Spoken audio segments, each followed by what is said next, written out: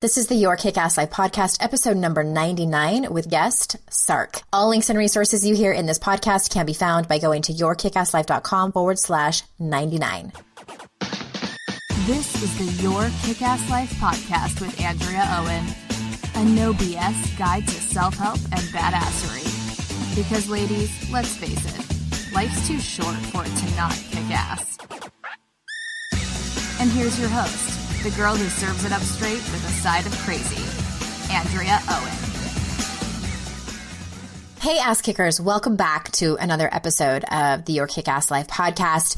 And as I was sitting here about to hit record to do this intro for our guest, I'm like, what am I going to say about SARK in my own words? And I am stumped because if you've never heard of her and this is your first time being introduced to her, you're definitely in for a treat. SARK is just like that big sister that you always wish that you had. And she just is amazing. She's the epitome of, of just realness and love and rainbows. I mean, that's like what her name is. And I'll get to that in a second. But she's just rad. She's so rad. And there are some guests that I just absolutely fall in love with when I get the privilege of having a conversation with them. And SARK is no exception. So I'm very excited for you to listen to this coming up in a second. And I do want to tell you some very important business, ass kickers. Something very, very important is coming up. And that is the 7-Day Courage Challenge. Yay! Applause. Because I originally was going to not host the 7-Day Courage Challenge until January of 2017, but I have changed my mind. I'm the boss lady, so I can do that. So I did, and we are going to start again in June. You may have heard me talk about it before. You may have even been through it before. And I always say it's good to go through it more than once because you will learn new things the more you go through it. So what is the 7-Day Courage Challenge? It is 7 days of coming together to learn about things like how to manage your inner critic, about gaining tools on how to feel enough. And such a big part of the 7-Day Challenge is women coming together to share their stories courageously and hold space for each other.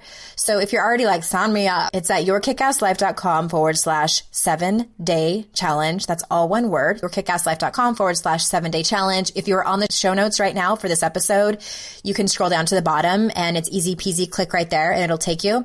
Again, it's totally free. We start on June 1st and every day you will be sent an email.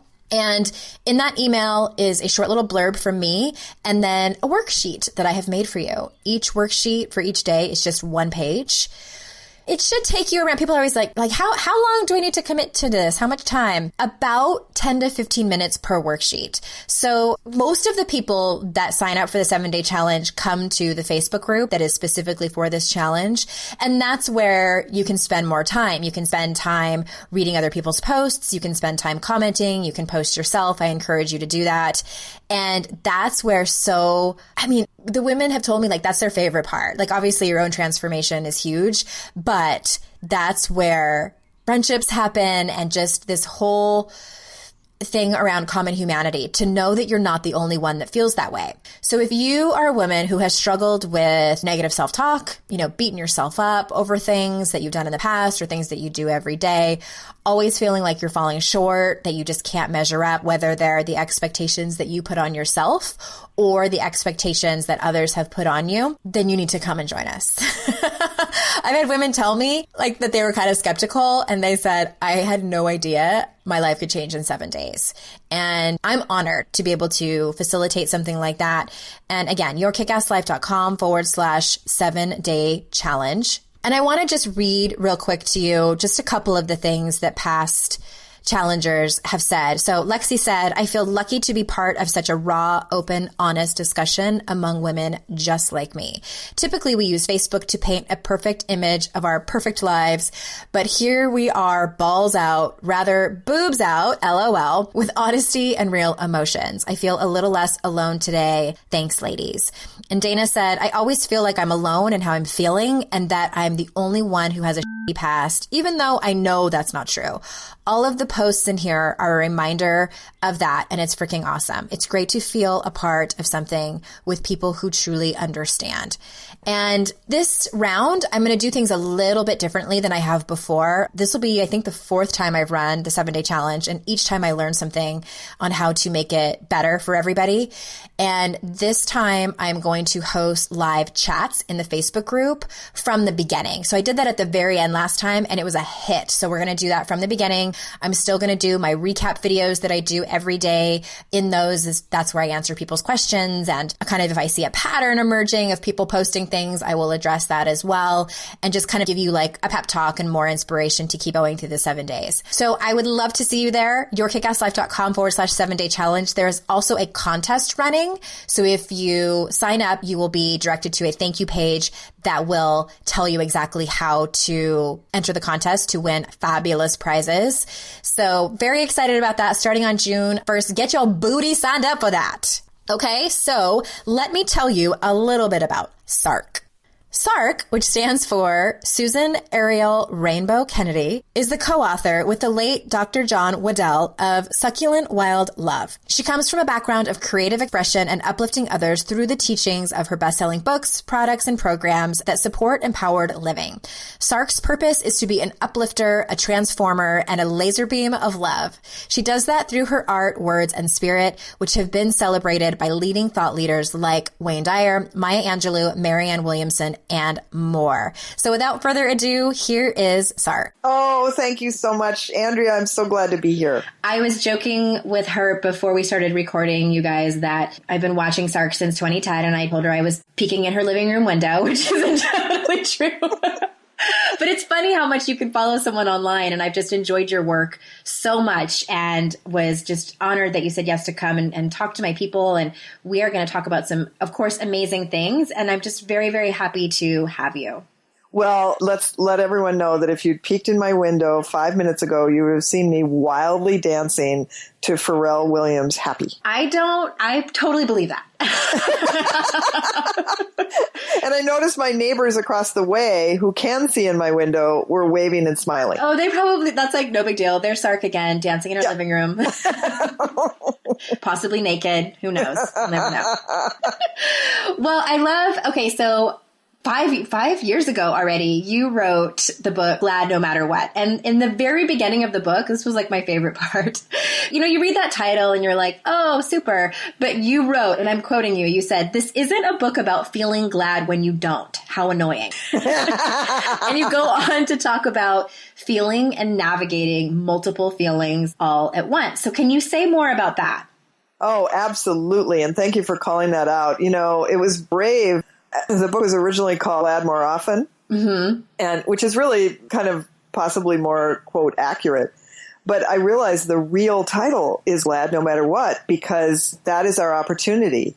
And it's our opportunity, not in this, I always say, mindlessly positive people annoy me, too. It's like people assume that I'm like that. They're like, oh, she uses bright colors. She's always smiling. How annoying, I don't want to be with someone who isn't an integrated person with rage and disgust and horror and all the other emotions that come to us. So what I discovered in my life was I had all these feelings, right? And I was raised in a family where, and many of us were, where one feeling was allowed at a time, and I had to go to my room to have it. And then I better come out and feel better, even happy. If I didn't, And so this whole idea of multiple feelings, most of us have not been taught how to have or hold multiple feelings, and most of us have not been taught how to care for our feelings skillfully and lovingly and consistently. Feelings care. So I created a system called Inner Feelings Care, which I talk about in the book and use in my life every day, is a way in which you honor and acknowledge your feelings. And quite quickly, I have a 5-second method and I have a 5-minute method. Tend to them so that you don't have to bring them into the rest of your life and try to hand them to your partner to deal with or other people to deal with. And so it's remarkably effective, and it allows you to have all your feelings and live in what I call the marvelous messy middle, where you have all your feelings, but you don't need to dwell so long in the negative ones. Marvelous messy feelings. I love marvelous messy middle. That. Yes. Marvelous messy middle. Yeah. Because, we feel horrible and then we feel glad. And there's a whole span of things in the middle where we feel, euphoric about one thing and mad about another thing and worried about something and then excited about another thing. And that's the marvelous, messy middle where I'm inviting everyone to live. I love that. Well, and there's such a spectrum of feelings. And I had a similar experience growing up that you did. And I know a lot of my listeners did as well, where we were anything from made to feel wrong for your feelings. And we even do that as adults. Which we want to make people feel better when they're feeling the hard feelings. And we say like, oh, don't be scared, or you shouldn't be embarrassed, or don't feel bad. And I've said that too so many times. I'm guilty of that as well. And what's interesting too is I was talking to a friend of mine recently, and she was going through some parenting stuff, and she was, like you were saying, like that whole, the gamut, she's feeling guilty and worried and very angry. It's actually a grown child. He's in his early 20s. And I asked her and I said, I'm going to kind of go out on a limb here and ask you, do you feel a little bit resentful? And it's okay, like as a parent, to feel resentful towards your kids. I wouldn't encourage you to tell them that, but like your feelings are safe with me. And she was so grateful that I could hold the space for her to feel that, because I think there's so much shame in certain feelings for parents and for partners and for everyone. Yes. And for children. Yeah. Because they resent their parents. And just like you said, their parents resent them. Yeah. And I wouldn't necessarily say you need to throw that in their face. Like that's not healthy. Especially with a young child.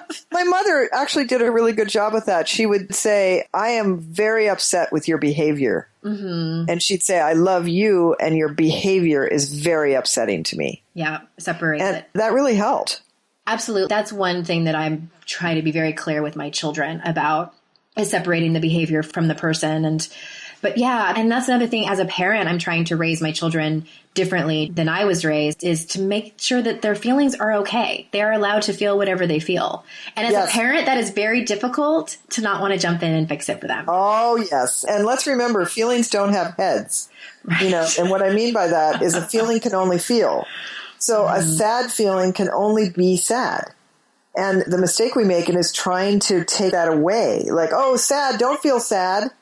And sadness is there like, okay, now no one's listening to me. Mm-hmm. Mm-hmm. And if anyone listening has not seen the movie Inside Out, go immediately. Can you believe I haven't seen that? I haven't seen it. Oh, I'm so excited for you. I know. I'm excited too, because I have kids too. So we're going to do it for family movie night. It's life-changing. A girl that was in one of my online classes emailed me and she was like, oh my God. You have to see it. That's about what we learned in class. And it won the Oscar for Best Animated Picture. And it's such a statement of how feelings are becoming more of our language. And parents are teaching children and children are teaching parents, and people are using inner feelings care systems. So excited about this.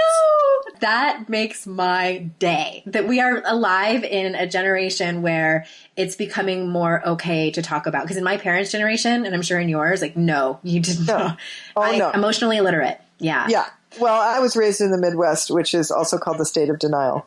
and where I came home one time, I'd visited my best friend. I was probably about 10. And I said to her mom, my best friend's mom, how are you? And she said, I'm fine. And I said, well, you don't seem fine. And she said, well, I am. And then I came home later and I told my mom, and she said, well, she's not fine, but we don't talk about it. Oh my gosh. I was like, oh my God. My poor parents. Someone told me recently, they're like, Andrea, you're that girl that if the emperor walked in, you would be like, emperor got no clothes on. Like, I call out elephants all the time. And and I know it serves your work and the people that you serve. Thank you. I am just ecstatic that we are now, that it's becoming mainstream and that we're talking. And not that it's really easy, you guys. Like, I don't want people listening to be like, oh, yeah. It's still difficult to, in my opinion, it's still difficult sometimes to navigate feelings and every day. Yeah. Oh, come on. Yeah. And not all the time and not at the same levels of difficulty. But yes, it's uncomfortable. It's awkward. It's vulnerable. It's, scary. I mean, it's all those things. And it's necessary. And it's necessary. And let's just say, the more you do it, the easier it does become. I'm waiting for that, SARK. Well, let's put it to a contrast. Let's ask you if you're feeling more feelings and doing it better, more easily since when you were a child. Completely and totally. But here's the thing. I got sober in 2011, and that's like when it really started for me. Oh, yeah. So, and I wouldn't necessarily say it's easier, but here's the difference is that I see them happening faster. Yes. So before, I would suppress them and numb them and wondered why I felt like Yes. And then now yes. I see them coming like a freight train and I'm like, oh God, here they come. Well, and yes. It's almost as like a weatherman. It's like, okay, storm's coming. Yes. And thank you for naming that because that is the point. You get through them faster. You still have to feel them all, but you don't, it's a neighborhood that you travel through instead of a place where you build a house. I love that. Yes, it becomes more familiar and it's less scary. So for me, I always made up that okay, if I feel these feelings like grief or rage or terror or worry, not so much worry, but like the really scary ones for me, I always sort of worried that I wouldn't be okay on the other side. It's like, can I eventually shut the door? Will Pandora's box ever close? That was my worry. Well, and it's a valid worry. And I also want to say to everyone, most people are afraid that if they really feel their feelings, that people say all the time to me, I'm just afraid if I start crying, I'll never stop. And if I'm just afraid if I really say how angry I am, I'll blow up the world, But the truth is feelings want our love and attention. This is the part everyone needs to know. They don't need that much. And that I agree with. A little bit of focused attention goes so far with feelings. And so let's just say right now what the 5-second method is. If you're driving along in your car, you've got kids in your car, you're headed somewhere, you suddenly have a feeling of terrible sadness or anger, whatever it is. You name that feeling. You can do it under your breath. You can glance to the right or left and say, sadness, I see you, I hear you, I acknowledge you. And you can say it once, twice, 3 times. If you picture that feelings have little shoulders, you'll see the little shoulders of sadness go down. They can soften and change shape in that way. Because basically feelings have no choice but to get louder and larger when we pay no attention to them. And often we're saying, I don't have time to feel that now. So feelings go, okay, well, I have time. And I got all the time in the world. I have nothing but time. And so you're going to hear sadness on every radio station. You're going to see it in everything that you look out the window at. Your children are going to demonstrate it. You're going to hear podcasts like this. Yeah. And by the end of the day, you're going to feel like So I'm here to tell you, doing that simple feelings care 5-second method will circumvent, 70% of what goes on. I love that. If I wasn't already married, Sark, I would ask you to marry me. And we've known each other and if I hadn't married myself, I would marry you, but then I would be a bigamist. But a happy one. Oh, gosh. All right. So you also talk about changing how we respond to what happens to us. And I would say a lot of my listeners struggle with either numbing out what they don't want to feel and or trying to control what they feel. So do you have anything to say about those two things? Oh my God, yes. I mean, I spent decades trying to control. I had a therapist once that said, you're trying to carpet the world so that you can walk barefoot. It was horrifying, I had a therapist that called me a control freak. I wanted to punch her in the face. And then you could, and my classic answer when I was told that was, I'm not controlling. You're wrong. Or, I'm not defensive in a defensive tone, Yeah. And then the other one is responding rather than reacting. I mean, when you think of the word reacting. So you're basically acting out what has come your way in another form. So if someone attacks you and then you feel like attacking back, which is common, come on, we all feel if someone gets angry, then I'm angry, What do you mean you're angry? I'm angry. When you can respond, when you can say, wow, I'm really shocked by that. Let me just be with that for a minute. I don't know what to say. Yeah, and you can say phrases like that, like, give me a minute. I'm not sure. I don't know. Many of us who have challenges with control think that we know everything. Have an answer for everything. And have an answer, or better have an answer. And better figure it out quick before something comes to get us. And it's like, oh no, you can actually sit there and say, wow, I'm shocked. Someone says, I'm really angry with you. Oh, okay. It's hard to hear, but tell me more. and you can actually receive and respond what is coming your direction instead of, reacting out of fear and just that knee-jerk feeling like, oh no, what have I done? What have they done? How can I fix it? How can I look better in this moment? How can I get away from it? Mm-hmm. Mm-hmm. And that sounds like curiosity too. I think so many problems can be solved by just getting curious about it.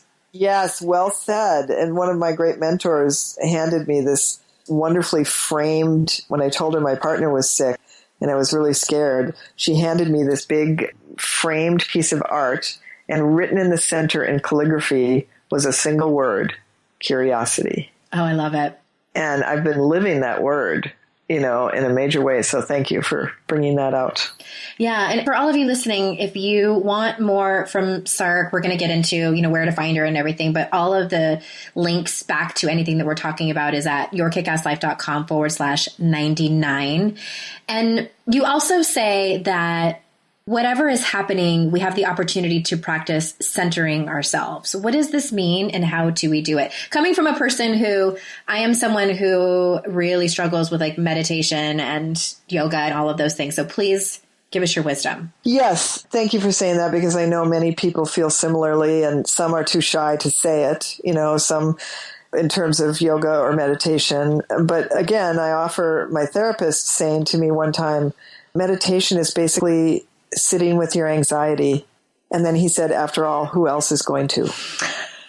You know a lot of smart people. Yes. Oh, I insist. I insist on surrounding myself with the most vibrationally high, wise souls as often as possible. So yes, centering oneself, it's kind of what we already talked about. And let's talk just a little more about it, which is, going in, letting yourself sit down.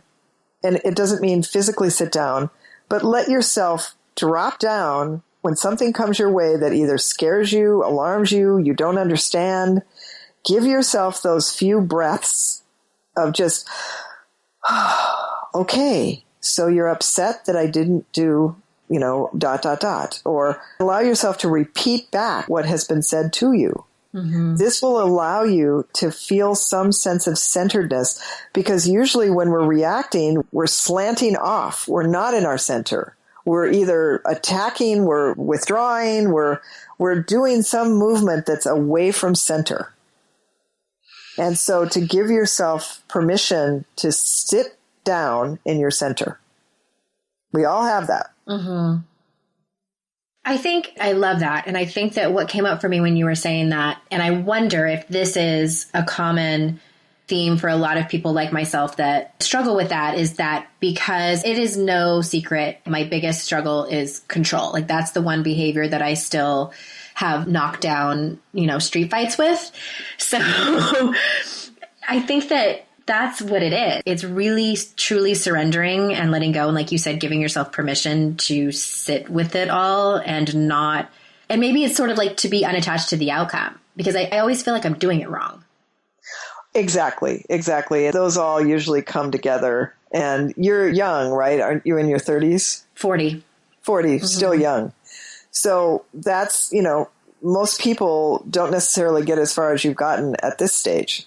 Mm-hmm. Mm-hmm. So, when we have controlling as one of our dynamics, it's common that people just take control all the way through their life.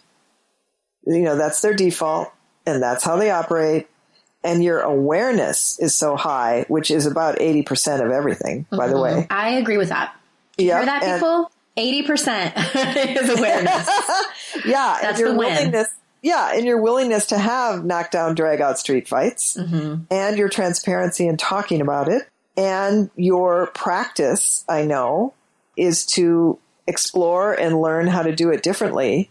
And I'm here to tell you that in the last, I would say 3 to 4 years, have released 90% of my control issues. And if you had told me that was even possible, I would have told you were insane. What do you attribute? Did something shift in those years, or what was it? Yes. 3.5 years ago, I met my beloved partner, John. Mm-hmm. And he came into my life like just wow. I mean, we knew in a day that we would get married, and he moved in a month later from across the country. Wow. and I'd never lived with a partner. And we got engaged about a year after that, and we were together 3.5 years. And he immediately did not see me as controlling. Mm-hmm. Can you imagine? And I thought, well, it's only a matter of time. You know, we're in the classic honeymoon phase. Mm-hmm. But I didn't know that I was dealing with a master teacher. He was a psychologist and metaphysical teacher. And I didn't know who I was dealing with at all. I mean, he brought 3 principles into my life, the first of which he said, I promise to see you as perfect.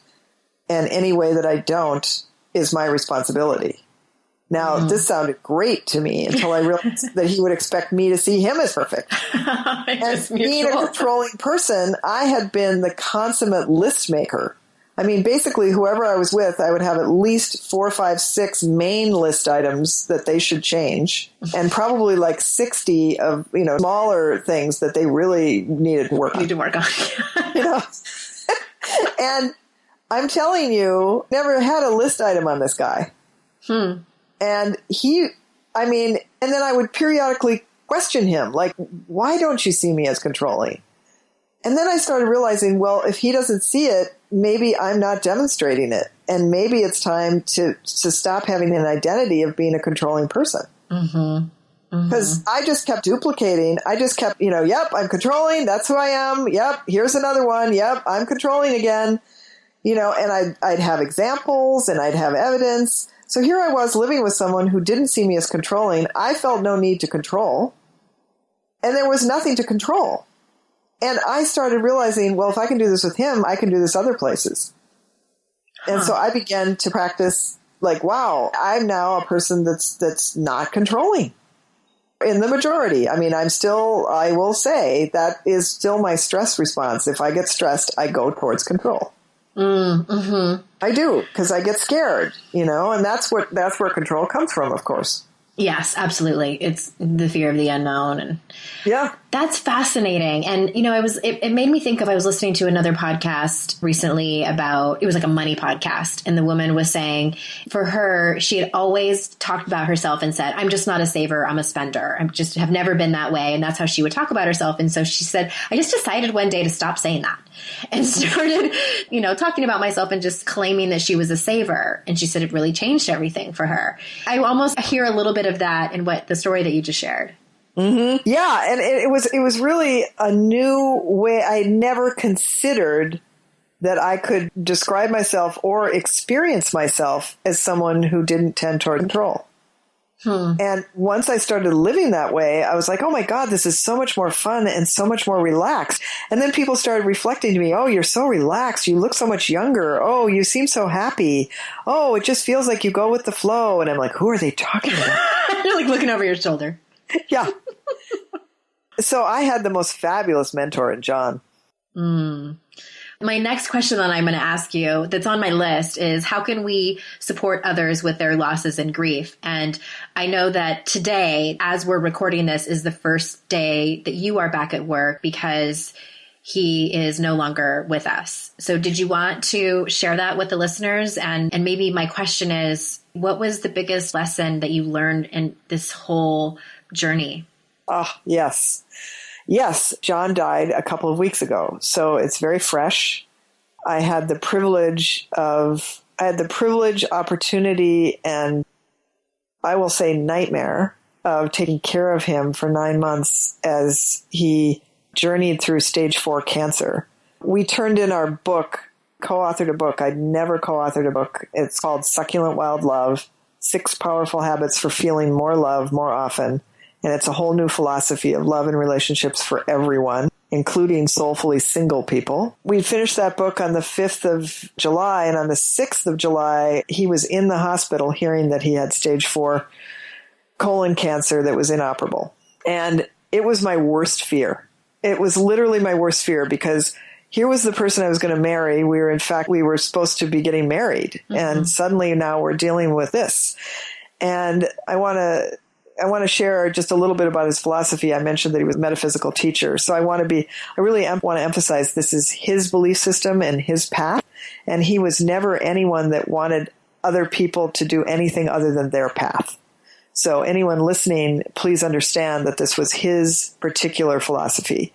He believed that he developed the cancer for very emotional reasons and traumas that had not been explored. So it wasn't so much that he created cancer, but that he developed the conditions for cancer to be in his body. So he did all sorts of deep trauma work over those 9 months and worked with a tremendous healer. And he also did every Western medicine. He did every alternative thing and every Western medicine thing. He never fought cancer. He didn't believe in battles. He believed that cancer came as a wise guide and a teacher. So we both lived that way. And I also began changing my life in response to what we call the power of his diagnosis. Because when you're diagnosed with something life-threatening like that, I mean, they predicted he would live 2 to 3 months. And he did live 9 months. And he actually really thought that he'd clear it entirely. And he did make some good progress on it, but he ultimately was not able to clear that cancer. He died the most beautiful death. He died the death that I dream of having. And he died in my arms, and he died surrounded by love, and he left on the highest love vibration. And for those people who believe in such things, he's extremely active in the non-physical, which has been beyond, it's way more than a comfort to me. It's an inspiration to me. And when I asked him what his advice was for me going on without him, he said, "Oh, Susan," he said, "I want you to get as happy as you can possibly be. I want you to scoop up the happiness. I want you to find it. I want you to magnetize it." He said, "And if you find someone else to love, you go totally in there. You love them. You do everything." He said, "That's what you can do. That's how you go on." And so I feel like being happy is part of his legacy. And our book is part of his work and legacy. It's a profoundly powerful book. And it's going around the world and changing how people experience love. Wow. Thank you so much for sharing that. And, you know, we talked before we started recording and we weren't really sure if it was going to come up or not. And I just really appreciate you sharing that. And I understand that it's very raw for you. And I'm sure so many people listening have either had a similar experience or will face a similar experience. And again, the show notes, everybody, are at yourkickasslife.com/99.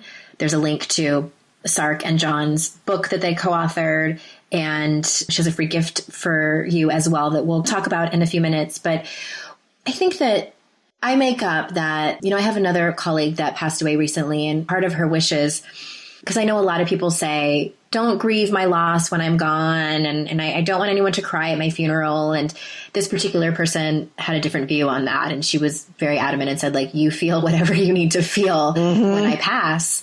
And I make up that John probably had a similar wish for everyone. Was it? Oh, yes. And he loved my feelings. I mean, he said the velocity and extent of my feelings were one of his greatest teachers. He was more mental, and he really learned a lot about feelings from me. And, you know, I'm grieving deeply, and nobody's going to stop me. I mean, you know, and I understand that sentiment. I mean, I think, you know, we're having a celebration of John's life in April, and, you know, there's going to be tears there too. But I think, again, it's the marvelous messy middle. I mean, I feel ecstatic that he's free of that body, which was in so much pain. You know, I feel relieved that I'm no longer a 24-hour caregiver, which was exhausting. I'm sad, you know, unbearably sad, heartbroken, just beyond sad to have lost this, you know, physical person. You know, like, how could this person just be gone? And so I'm, you know, literally rewiring my brain, and I'm doing a lot of research now on grief and the brain and how it works, and really learning. So I'm aware that this will all be, I'm shape-shifting by the minute, and so happy to be back teaching and mentoring and living. I mean, teaching with John was one of the biggest gifts of my life, and so glad that videos exist and our book exists so that his teaching can go on, you know. And now I can't remember your question. No, you answered it. And it was interesting. I had a few episodes ago, episode 95, Martha Jo Adkins was on talking about grief and death and loss. And so that's at yourkickasslife.com/95. If anyone, this is touching anyone and they're interested in in hearing more about that.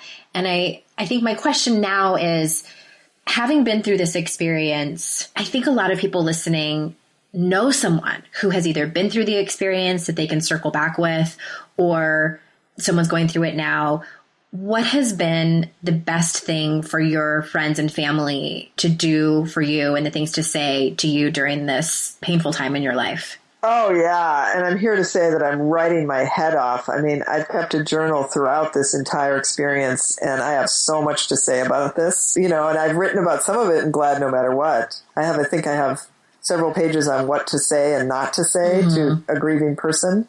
Probably my biggest statement is what to say is not nothing. Yeah. And I separate that word into no thing. Because you don't know what to say doesn't mean to not say anything. Mm-hmm. That's the part that people don't understand. I wish people knew how just their voice is a healing agent. It doesn't matter, just the sound of their voice. If they said, I'm going to buy oranges today, that is a healing element right there. Mm-hmm. And this is the part where we don't realize how much our spirits matter and how much our molecules affect other molecules. And then I would say, most people know this now, but let's just restate it here. A better way, instead of saying, let me know if there's anything I can do, which people really are so well-meaning. I mean, they think that is good. And it is good, of course, to want to offer something, but far better to be specific. So what I mean by that is to say to someone, let me know if it's helpful for me to come over and just sit with you. Let me know if I can weed your garden. Let me know if I can bring over corn tortillas. Let me know if it sounds good to go for a walk in the park. Let me know if I can take you to a movie. I mean, this is the kind of thing. Your kids. Yeah. Let me know if I can come and do playtime art shop with your kids, for 2 hours on Thursday. Yes. These are the specifics because, it is like getting hit by a tsunami. I mean, you can't understand the velocity and height of the wave when you haven't. And by the way, some people haven't experienced this kind of deep loss. Either their parents haven't died or someone close to them hasn't died, and they really don't know how knocked down a person can be. And just please know that any gesture, like someone left a little tiny plant on my doorstep the other day with a tiny note. I mean, it was so impactful. I'm still feeling the impact of that tiny plant with that tiny note. Please know that any gesture is so appreciated. Like, take a gesture. It's like a bouillon cube. You put it in water and it makes soup for hundreds. Mm-hmm. That's what your gesture does. I love that you answered that so specifically. Thank you for that. And I think, to take it a step further, what you said in the very beginning about how people say nothing. And I think that what happens, and this was my experience, is that when I know someone that is experiencing something like what you're experiencing, it gets up all in my stuff. It is so incredibly vulnerable. You are vulnerable, and then it makes me vulnerable, and I don't know how to be with that. And so I'm just not going to call you. Like, that's how I used to be. And I remember one of my friends' father passed away, and we were not living in the same state anymore, and we didn't talk all that often anymore. We were good friends before, and it was really uncomfortable for me to pick up the phone and call her, and I did. And she said, you would be really surprised how many people aren't calling me. She's like, even my close friends, like, yep. I kind of get it. I mean, I'm not condoning their behavior, but like, I kind of understand why. And I love what you said too earlier about sometimes it's good enough to say, I don't know what to say in this moment, but just know that I'm thinking of you. Yes. Yes. And also I want to say that I, like you, did that too. There were people I avoided. There were people I didn't call. This is common. So it's not bad. Right. This is not like, hey, people, if you haven't done this, you're doing it wrong. Right. One time when someone that I knew lost her husband, I felt like it was contagious. I felt like if I talked to her, I would then lose my husband. I mean, which sounds just insane when you hear yourself say it out loud. But the mind, we're all very self-protective. Yeah, like that kind of stuff doesn't happen over here. You stay over there. Right, you stay over there. I one time was part of I went and spoke to women who had just lost their husbands, and I swear to you, they seemed like they were on Mars. Like, well, that's never going to be me. I don't like that word widow. You know, again, so arrogant, so ridiculous. But it was funny. The other day my brother was here helping me after John died, and he stayed with me for a week, which was unbelievably helpful. And we were having a little party, and I said, oh God, I don't want to be seen as the grieving widow. It's just gross to me. And he looked at me, he said, well, just be a greening window.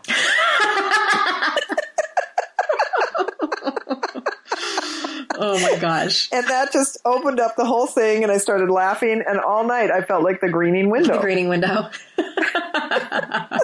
I love that. I love that. And again, thank you so much for sharing that story, and our hearts just go out to you. And there's been this, okay, so I'm sitting in my office at my desk.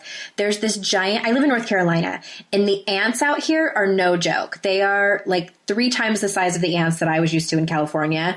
And there has been one that's been crawling around my desk the entire time we've been talking. I don't know if it's John or something. And I keep like flicking it because it's kind of scary, and it keeps trying to get closer, and it just keeps coming back, and it like comes over the corner of my desk. I'm like, oh my God, I've put myself on mute several times to like gather myself, but I don't want to kill it. Hey, John. Anyway. Oh, I love that. And John is having so much fun. He's doing so many things. Oh my goodness. I mean, it's really something. I have just one more question for you before we wrap it up. And I would like to know, what surprises you about the work that you do with people? Oh goodness. What a wonderful question. How far they take it, like how much it impacts people, and where they take it, and what they do in their own lives with it. And I'm constantly hearing about this. I was just on BART coming back from the airport and met a young woman. We were both on BART, and then there was another woman there. The one woman I had been sort of traveling with asked me what I did, and I was trying to describe SARK books. And I said, well, they're unusual, they're eccentric. And the other woman said, are you talking about SARK? And I said, well, yes, I am. She goes, wait a minute, you're SARK. And then she said, I am a succulent wild woman, and I've been reading your book since 1990. And she just went off, on all the ways that she integrated SARK into her life. And in that sense, I kind of knew when I started, but it's like we're all SARK. It's like the SARK spirit of people wanting connection and adventure and eccentricity and self-love and, joy personified. And, it's like, in that sense, that has surprised me. Although, I would also say not totally, because when I was 10 years old and I told my mother I was supposed to be a beacon of hope and write books for the world, and she told me to eat my peanut butter sandwich. And go to your room when you have better feelings. I just was surprised it took so long. Like, I didn't publish till I was 35. Mm-hmm. And so from 10 to 35 was a lot of adventurous living, a lot of self-destructive living, a lot of procrastination, a lot of perfectionism. So for anyone listening, it's never too late. You're not too old. It's just none of your dreams will leave you. Mm. And so we're the ones that leave our dreams. Our dreams don't leave us. Thank you so much, Sark. I just adore you. Thank you so much for being here. And what is the ant doing now? I flicked it. Sorry, Ant. And it went behind the desk. And then when it goes behind the desk, I don't know where it could come up anywhere because my desk isn't pressed up against the wall. So there's many spaces I'm watching out for. I'm going to take a picture and send it to you. Oh, Andrea, what a joy. Again, all the show notes, everybody, are at yourkickasslife.com. Oh, Andrea, we did promise to tell them about that gift. Yes, /99. And the free gift is at, why don't you tell them so I don't mess it up? It's a 7-day accelerator to feel more love. And it's short videos by me. It's absolutely exquisite and so much fun and so free. And planetsark.com, or at your show notes, it'll say planetsark.com/more love now. More love now. Yes. And Sark's books will be there in the show notes. And yeah, go over there, get the free gift. planetsark.com/more love now. Correct? Yes. Okay. Thank you so much for being here again. And everyone, thank you so much for listening. I will see you next time for episode 100. And until then, I will see you out in cyberspace. Bye-bye.